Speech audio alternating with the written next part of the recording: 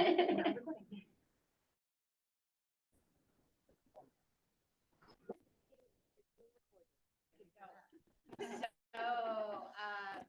go around and introduce yourselves. So Amara kind of can put names to faces, and we'll start with Jordan. Jordan Startman, Chamber Director. I've met Amara. She's our newest chamber member. Carly Buss, Creative District Coordinator. I'm Jose Perez. I'm the news editor for the Clipper Herald newspaper. Oh, great. I'm Marcia Montgomery. I'm John Montgomery. I'm related to Cobus's mother. Okay, yes, we've met before, right? Yes, great. Marlene Geiger. Okay, great. I'm Marcus Howard. I'm Gretchen Montgomery Vestica. Okay, well, I'm so sorry you had to come to community chat to get a hold of us. We moved town after this. We decided we were going to stay extra, so we did. Okay, great. All right, well, half of this is family, so it really doesn't. That's great. That makes It's like it even having my better. mom come. That, like, you know, so- It's easier to chat. Right. So Amara, where are you from? What have you been doing? What do you do? Yeah, okay.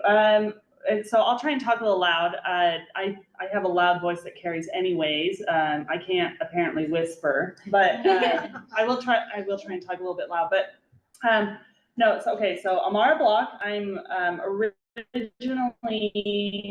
from south of Brule. My dad farmed south of Brule. I went to school in Grant.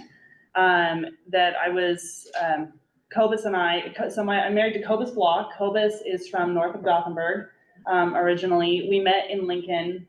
That I went to Lincoln to get my education. I went there for undergrad and law school, and then I met Cobus right in between undergrad and law school. Cobus just moved to Lincoln for work, and then we were in Lincoln for what seemed like forever, looking for a way to get back to this part of the world, closer to family.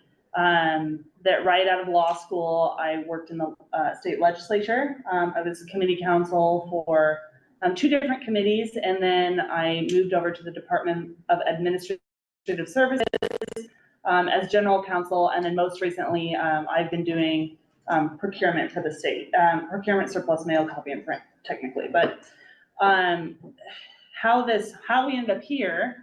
Sorry, I'm just gonna keep talking. Absolutely. That's the best. So how we ended up here, how we ended up brewing, right? I'm an attorney. I'm not a brewer. What am I doing, right? That and You need to read a book called The Lager Queen of Minnesota. Oh, okay. You can be a brewer. That is it here? Oh, yeah. Okay, very good. I'll have to check that out. Literally. But anyway, okay. So my husband works for economic development, and so right now we're both doing that remotely. He'll continue to do that remotely, and he's in the field meeting with companies all the time. So, Just to clarify, for the state of Nebraska. yes, for the state of Nebraska, yes. That thank you for clarification. So anyway, how we ended up here, I went to Europe in between undergrad and law school. Nice. Yeah, and at that time, the beer in Germany just blew me away. It's phenomenal. If you have a chance to go to, I think it's probably good in the Czech Republic. House, haven't done. I've been there. Yeah, it's delicious, and I couldn't stop thinking about it. And I got back and I told my husband and boyfriend, I said, "This is amazing. I have to find this. That like I can't find it anywhere. I need this." And so I just made an offhand comment about, maybe I should just start brewing it. Maybe I should just brew it myself. And he's like, "Yeah, sure. Yeah, you're just gonna brew it yourself, right?" But anyway, he bought me a kit, and the rest is history. I mean, I just started doing it, and the first batch wasn't that bad. And then, you just kind of I have a little bit of an obsessive personality.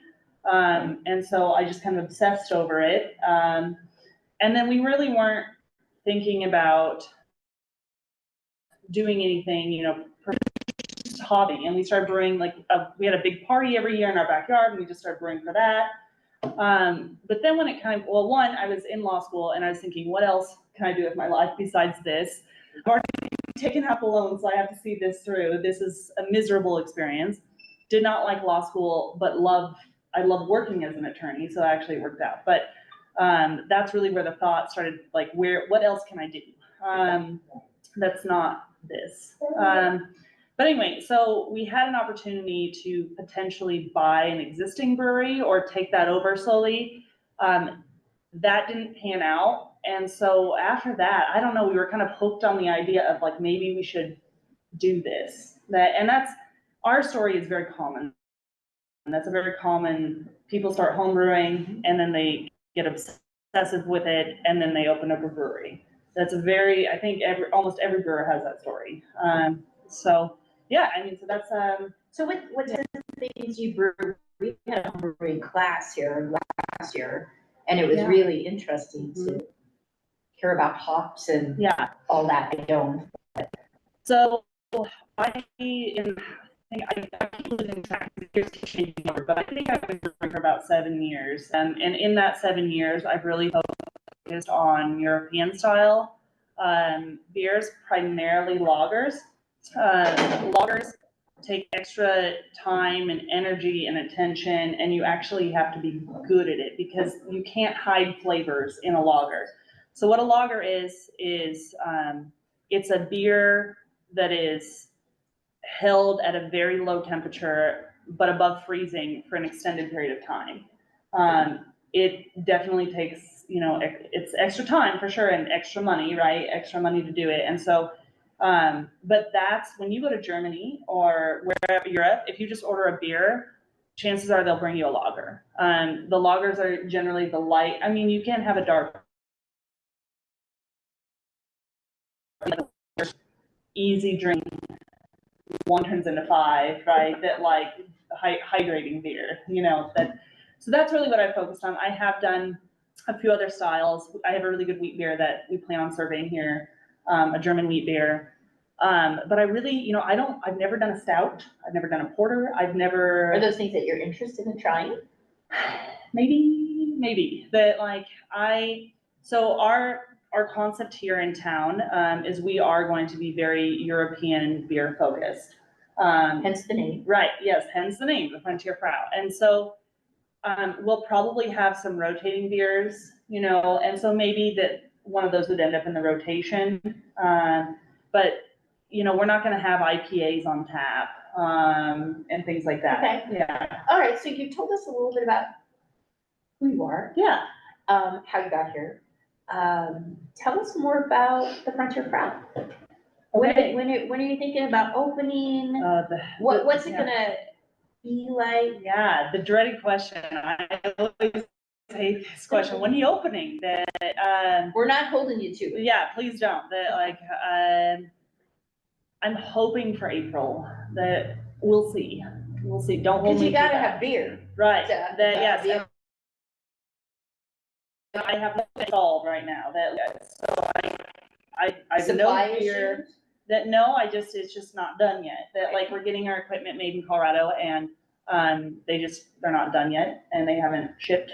So, but it's not like the brewery has only been ready to receive equipment for maybe a month. Yeah, I mean, I've seen a lot of stuff going on. So what have you all done to the old Bella Italia? Yeah. Which is where they're gonna be? Yeah. So I'll keep some of it secret. Okay. So for a little surprise, but let's just say the salmon color is disappearing. Technically, we found an old can. Technically, it's papaya, but the salmon color is disappearing.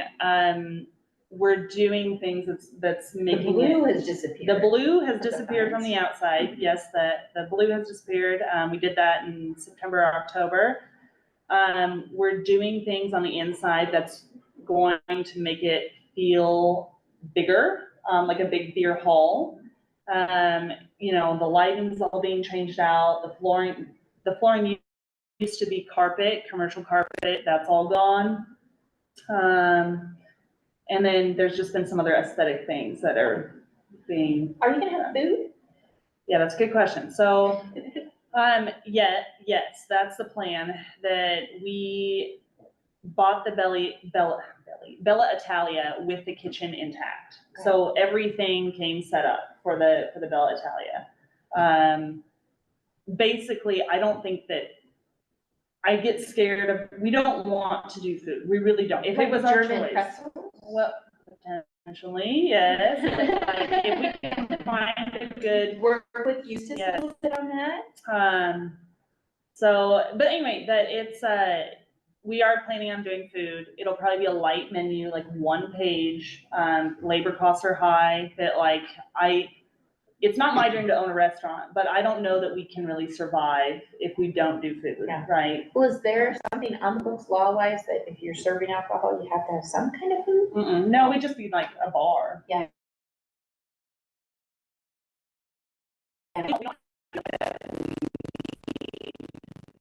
To have a little bit of food.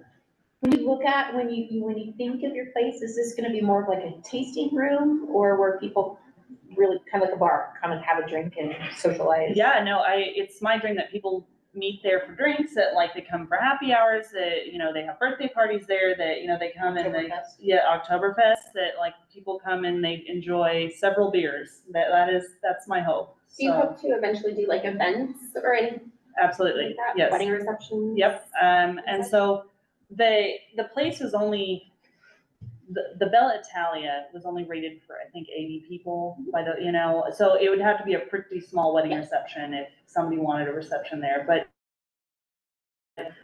I'm open to it. We just need to look at the books and see what makes sense. From financial standpoint. You know, everything's got cash flow, so.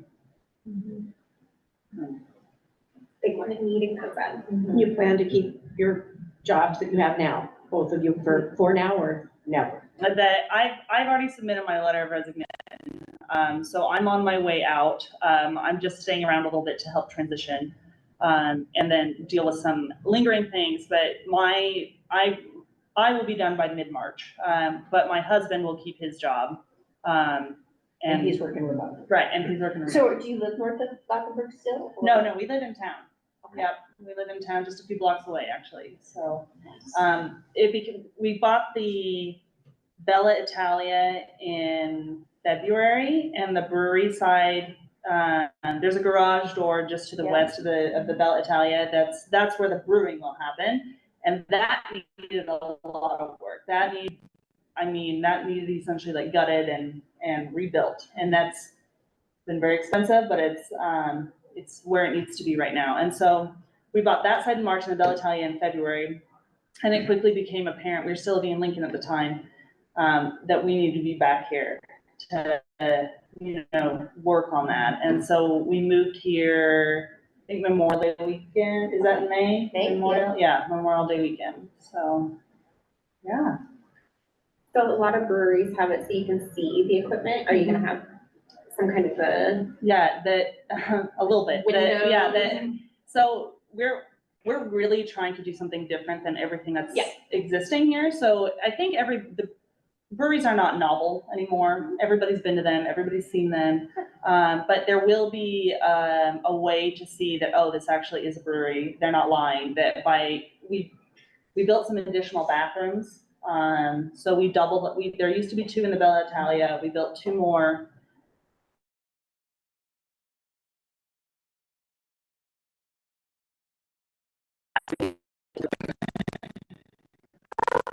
Yeah.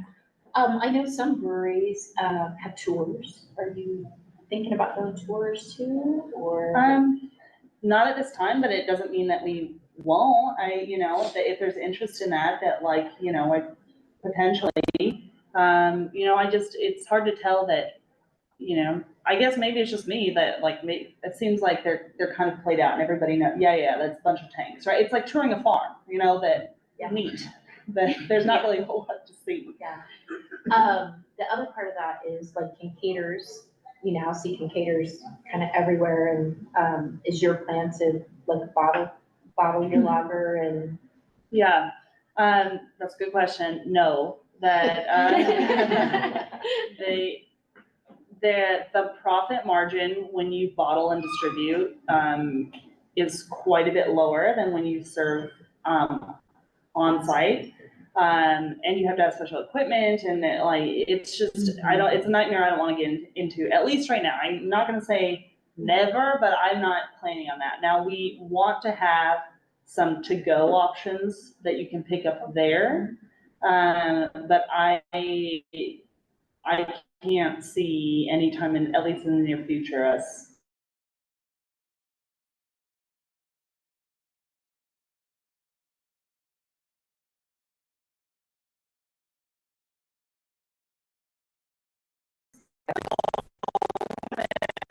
Like it's okay, so from the time the equipment is installed and ready to go to first pour is 8 weeks.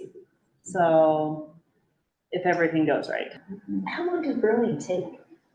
The actual like brewing, so the basic process of brewing, for those who don't know, is you essentially you dump some grain, you dump some hot water on it, maybe a variety of times, you get the sugars out, you drain those sugars off, and then you ferment those sugars, right? That's a very basic process. That portion of just, you know, getting the sugars out of the grain and draining those off for fermentation only takes a day.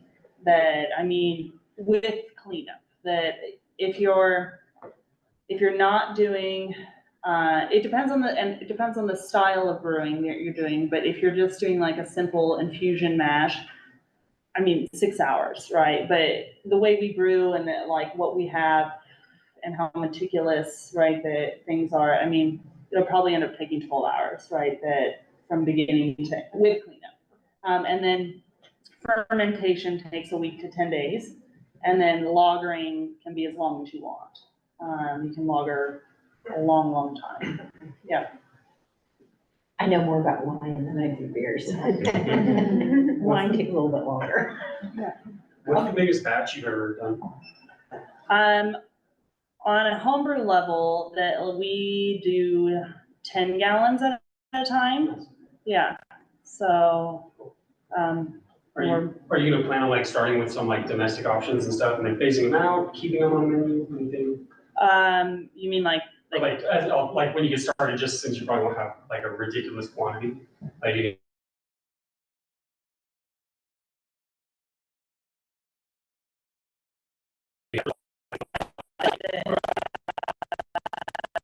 that there's a place for it. But no, I hope that when we open, we have enough supply to fill the taps of our own stuff. So. great. Where are you getting your grains? Are they gonna be local or? No, that there'll be, well, I don't know where from yet. See, there's another part I need to figure out, but, there's some German companies that sell malts. So a lot of our ingredients will come from, like a lot of the base will come from Germany. Okay. I just wondered, I'm trying to think, the younger Baritza was growing hops there for a while. Yeah. Baritza, yeah. Marcia and I got to go on an ag tour a couple years ago in Idaho, Oregon, and we saw where hops are grown on a big volume basis, but. Is it really tall? Oh, Like, yeah. Yeah. And cables and support Yeah. wires, and it's a big industry out there, but that, I think, probably goes to Anheuser-Busch or Coors and stuff. All those not be suitable for your use, I don't suppose. Yeah, so the type of hops that we use, we're staying true to the, German styles. So there's 3 or 4 noble hops that are traditional to Germany. And so that's what we'll be using, are those styles of hops. Is the hops kind of a flavoring agent for the beer? Yeah, so that's a good question. Hops are used to bitter the beer. If you don't add hops, you have a very, very sweet juice. So you use it to knock down the sweetness, but they do also impart different flavors. So some hops, right, have a real citrusy like smell and aroma or taste. Others, are just bitter and there's not really much of an aroma so I mean, there's so many hops out there that it will change your beer based on what you use. So are you gonna be the head brewer then? Yep. And how many women brewers are in Nebraska? Do you know? I have no idea. Yeah, I don't think a lot. I'm not gonna say none because I don't know, but the ones that I've met have not been women. So I don't know. That's a good question. Is there like a brewing association in Nebraska that you're a part of, or who's your mentor? Yeah, there is a brewing association. We're not part of it yet. That mentor, I don't have one. We have spoken to a number of brewers, locally and in other states over the years. I mean, because this plan has been in the work for several years. I'm not necessarily in Cozad, but just a brewery. And so we've toured a lot, talked to a lot of brewers, trying to understand things. And there was a brewer in Nebraska that let me do a commercial brew with him, just to understand what it took on and it's the same process as homebrew, just easier in a way and much bigger. So How much have you had to learn that besides trial and error? with brewing or Yeah, like research. with renovation? Well, brewing, I mean, I think our beer is okay until you taste actual German stuff, and then it's like, it needs work, right? Give me a few hundred years, then maybe I'll get it right. I think it's good. It's definitely good if you don't compare it to the beer that's been around.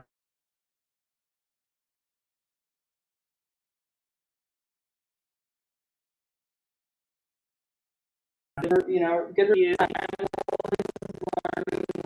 I'm always picking up new techniques where it's like, oh, that would have, made my beer a lot more clear, or that would have every little thing in beer matters, right? That you change one little thing and it can have huge effects. So, the temperature at which you cook your grain at a certain stage affects, the foam, like the head retention.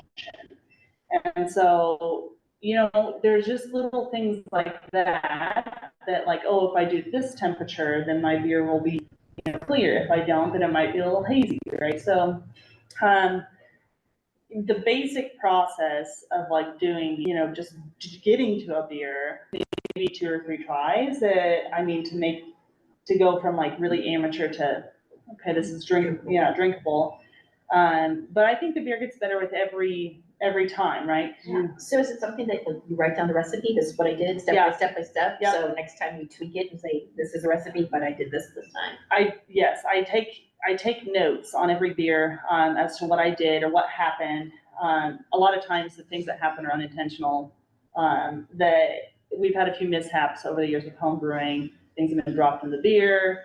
The floors have been destroyed. I mean, there's just a whole bunch of mishaps, but those notes would be handy if I actually went back and read them. Sometimes I'll go back and I'll print off the recipe from last time, right? So I can see, but then it kind of gets confusing as to, okay, do I follow this or do I not? But most of the recipes we've perfected, right, in the sense of we're happy with them, that they don't need tweaked. And so I have, very good notes backed up several places. So how many beers do you have in theory ready to go? We want to have 6. And they're all lagers, or? All but one. So we plan to have a Helles, Hefeweizen, a Duvel, a Bock, maybe a German Pils, and a Czech Pils. And do they have names? Nope, we're just calling them what they are. Like I said, we're doing a little bit different with this operation. And what's your favorite? Helles for sure. The Helles is the beer that started it all. The Helles is the beer that I tried in Germany that I said, oh my gosh, I have to find this style. And when you do it right, it's malty but drinkable. I mean, and that's the one I probably brewed the most out of all of them, trying to perfect it. Close second is Hefeweizen. A fresh Hefeweizen is like nothing else. It's very good. But yeah, I mean, some of them I'm not as happy with, but they're all okay. Yeah. Have you guys had German beers? Marlene, have you had German beers? When I was in Germany. Yeah. Yep.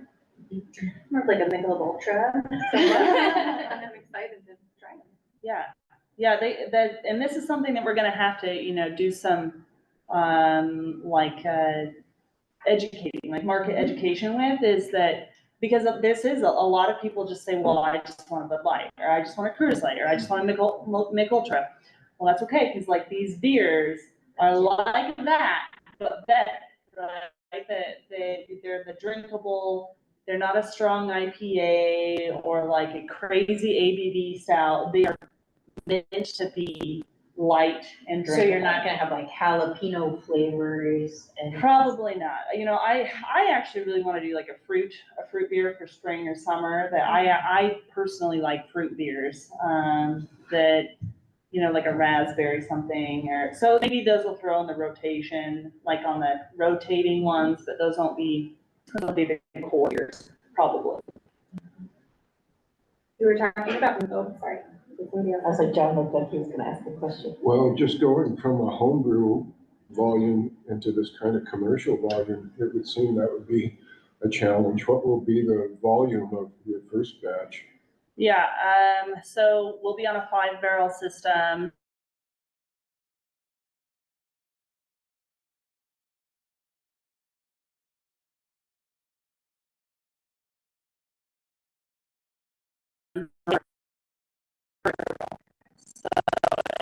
So that's quite a steep, going from 10 gallons to, you know, 5 times. So just in that volume, do you have to adjust your recipe somehow to? I'll have to scale it, and that's something I'm a little bit scared of, because it doesn't necessarily scale perfectly, right? And it definitely won't on the commercial, because the commercial system might do a better job than my homebrew, or my homebrew might do a better job. And so hitting the ABV that I want is a little bit intimidating, because I don't want too high or too low.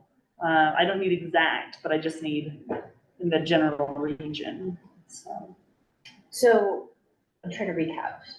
Your equipment, commercial equipment is maybe 8 weeks out. I hope it's gonna be here like in January, that like, Oh. I'm hoping to have it by February, but And once then- I get it. Then your hope is you're gonna have to figure out the recipes, tweak those. Well, I can do that right now, I can tweak the recipes right now, and I've got on my computer, but then from the moment the equipment is installed to the moment you have a drinkable beer is 8 weeks. Okay. Yeah. I knew there was 8 weeks in there somewhere. Yeah, I was just so trying to remember where just that rough was. math, right, is if we get the equipment in by early February, right, then we have February, March to brew, so that's looking like sometime in April, maybe. So is it just gonna be you and your husband, or are you gonna need help? Well, like in the brewery side, Yeah. or, I don't know yet,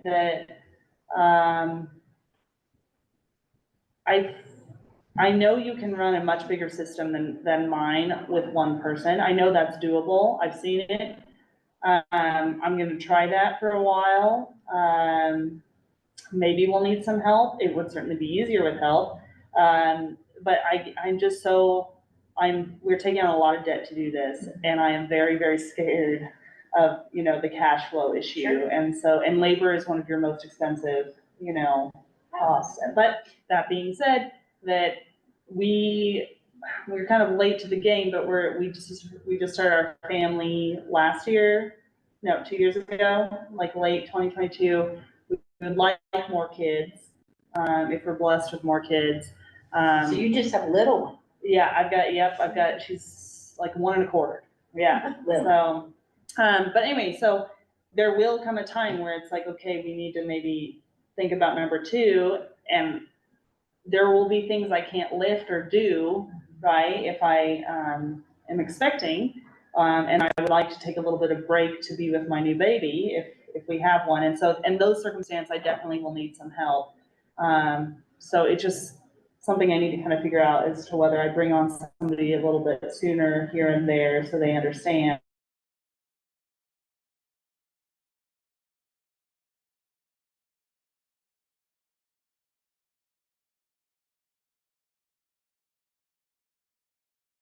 Brewers? But I think this is something that Cozad has needed for many years, so I think brewery? there's a lot of excitement Oh, for it. There's coming tons of up. excitement. That's great. Oh, I think it is very much so. Yeah, so when we leave here, what would you like us to communicate out to the town for you on your behalf? Yeah, I guess, don't worry, it's still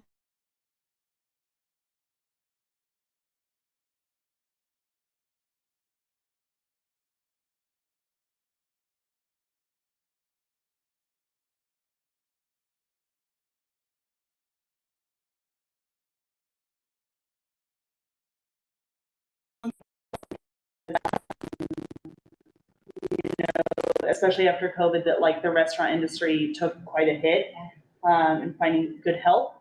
And so that's something, you know, I'll probably have to start thinking about soon, is trying to find some good help. But I don't know what's out there, right? And so What are you thinking your hours are gonna be? that's a great question, because I've got some questions for you guys about that. So right now, we're thinking Wednesday through Saturday. Wednesday would just be after, 4 o'clock to 10, and then, Thursday through Saturday, like 11 to 10.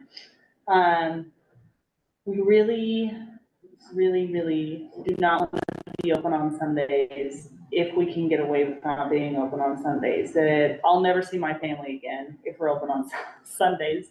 My husband works Monday through Friday. My daughter will eventually go to school. But that being said, I know that Cozad is along the interstate and there's a lot of traffic from, tourism from I-80. And so I'm hoping we can get away with not being open on Sundays, but we'll see. What time and days would you guys most likely be, visiting, do you think? I would be after work. Just like you've outlined, I believe.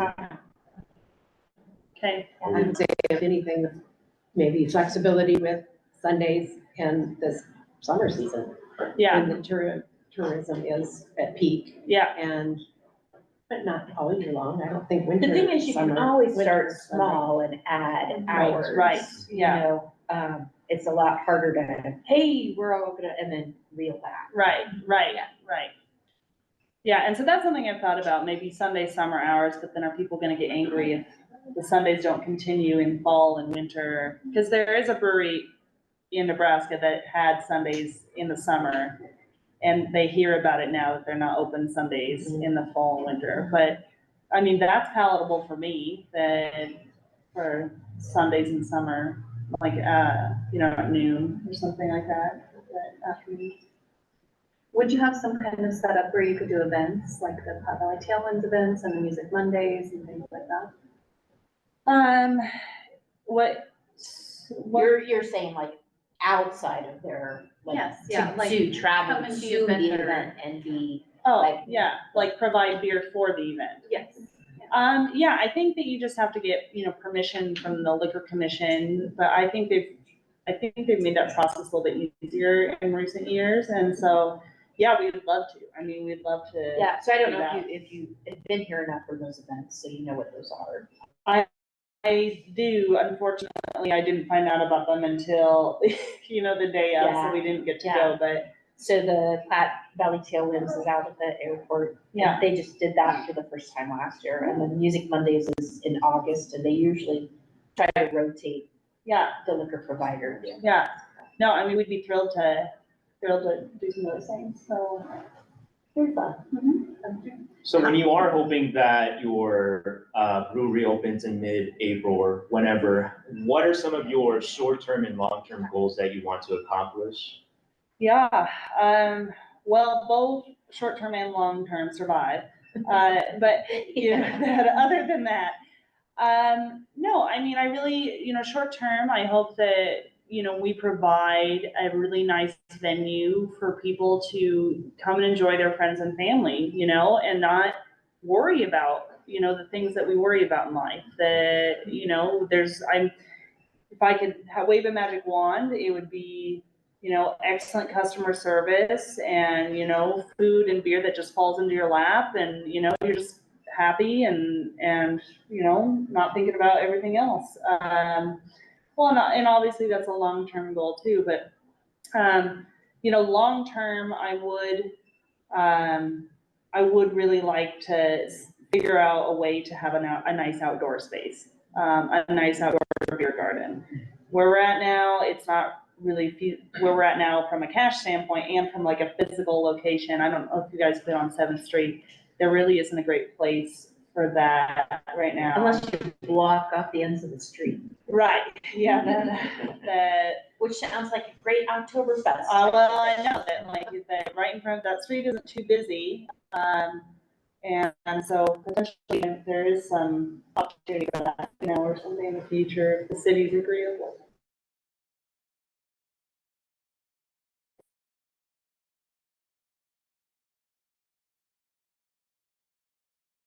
Rose Alley. No, it's Think creatively, Amara. yeah, I know, Essentially. I know, Essentially, right? I wish we could do something on the roof or something, but it's, there's no way to get up there from the inside, and we're pretty limited on, our brewery being as big as it is, though, we're pretty squeezed. So if we were ever to get a whole lot bigger, we'd have to build or, something to expand. Yeah, that's a good question. How did you happen to pick Cozad? That's a great question too. We were looking to do something in this area because my husband's family, lives in this area, and it's much, much closer to my family in Brule than Lincoln was. There's a lot of population in this area too, kind of uniquely so, between, Gothenburg and Cozad and really, it's very nicely located from a population standpoint. We talked to a few other communities, and it just didn't get any traction, or it wasn't right, based on what was available or whatnot. And then my husband knows Jen through his work, Jen McEwen, with the CDC. And he just made an offhand comment, or she said, yeah, you should start a brewery. And he said, well, actually, and then the rest was history. I mean, Jen McEwen really is a rock star at her job. And as soon as we said, we are looking to do something, she just kind of made it all come together. She brought us potential locations and, a way to get it done. And it just clicked along. We didn't have to worry about, getting a hold of her. She was very proactive. And everything happened so quick that Cobus and I were just, did we actually really want to do it? Did we mean to do this? Were we serious? But no, Jen brought all the puzzle pieces together for us, which we were very, very much struggling up until we met Jen to do that. And we visited Cozad. Jen put together kind of a focus group or like a meet and greet. I think you were there. That everybody was so nice. I liked, the downtown has a lot going on. It seems like Cozad really cares and is very vibrant. Is this the focus group that you brought samples to? Yes. Okay, because Yeah. I've heard some of my patrons were part of that, and they were like, is she bringing samples today? I don't think we can do that in the library, but that would have been a great idea. Yeah, but unfortunately, I don't have any samples. I haven't brewed since August, and that beer's all gone. But no, yeah, this is that sample, and everybody was very, very nice. And we could pick up the Bella, and the warehouse beside it for the right price, and everything has just fallen in place in such a way that it can't just be chance. Like, I really do think that we've prayed a lot about it. And we've prayed that if this isn't right, don't let us do it, close the door. We had great jobs in Lincoln. I had a great job in Lincoln that, and this is very scary for us, but, I think it's right. Things are happening. Well, I think you kind of fill a real great niche, because there are other breweries around that you can work with, but with the German beer, that's different than the other breweries. So yeah, I think people are going to be really excited to see what you have available. Well, thank you. Thank you. I hope so.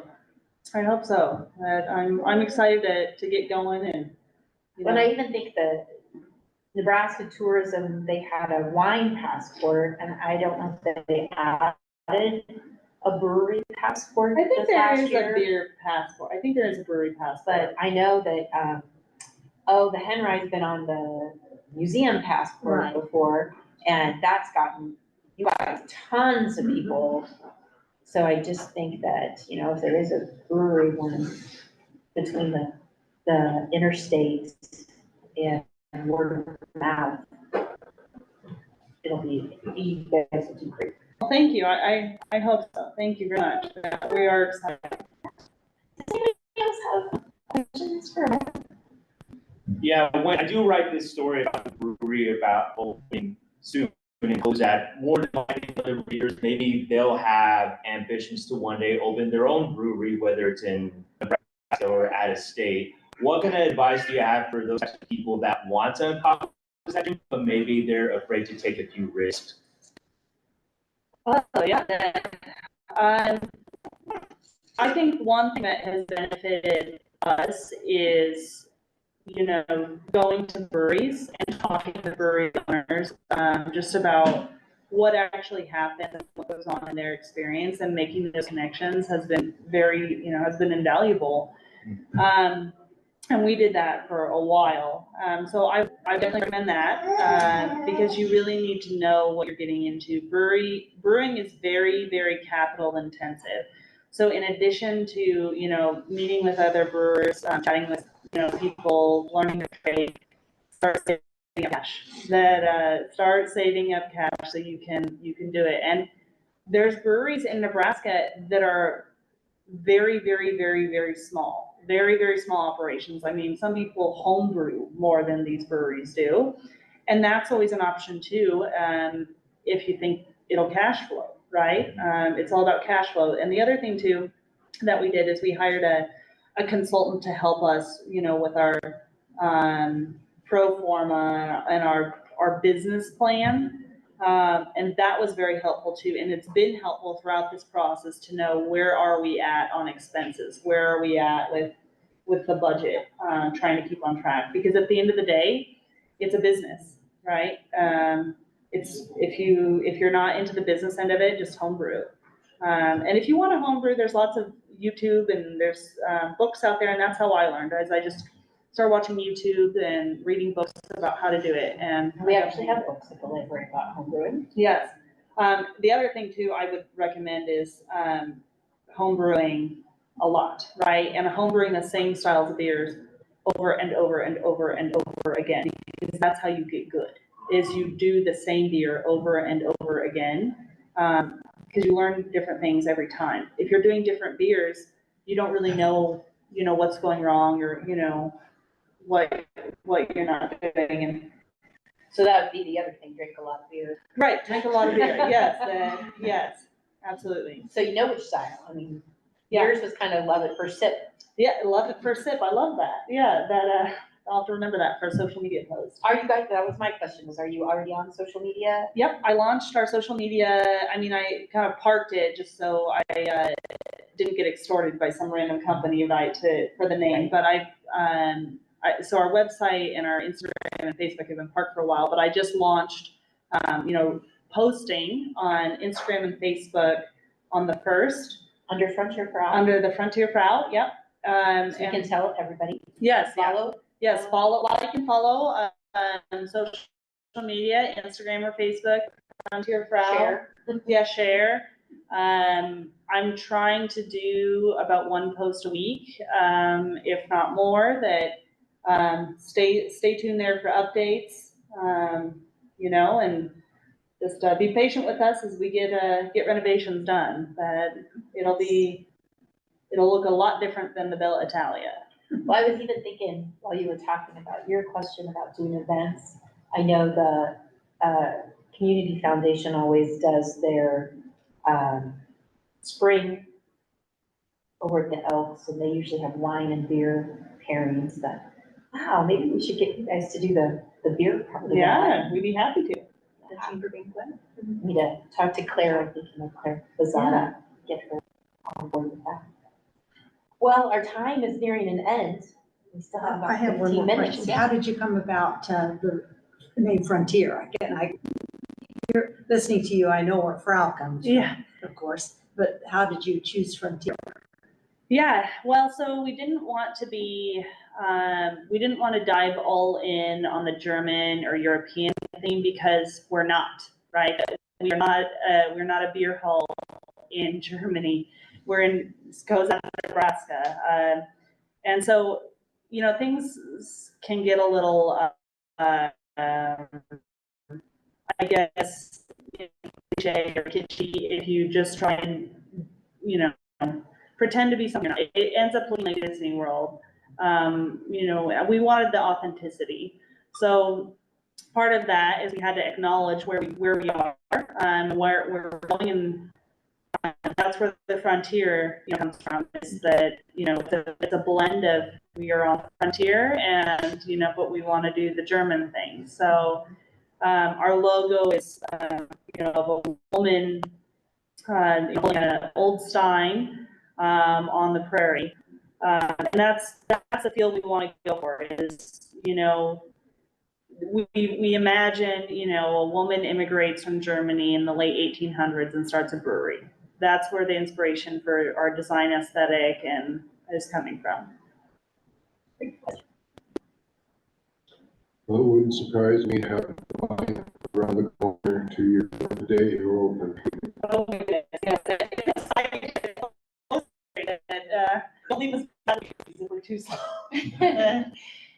I hope so. I'm just thrilled with how well this has been received.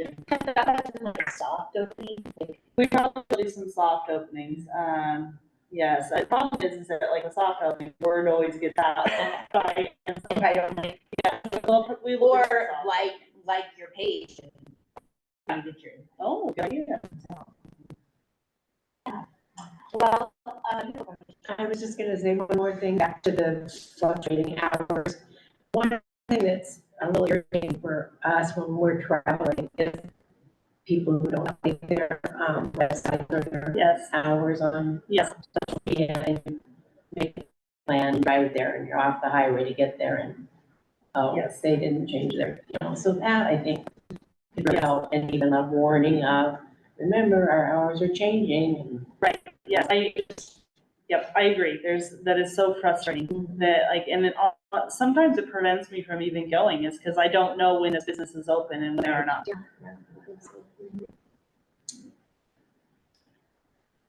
well, I'd like to thank you again. Yes. Yeah, thank you. Thank you for attending this community chat. Yeah, really good. Just for the rest of you, a reminder that tomorrow, January is Human Trafficking Awareness Month. Tomorrow, 4:30, we have Stacey Kino from Lexington. She is a therapist, medical therapist, but she's also written a book. So she's been talking trafficking in her book at Ford.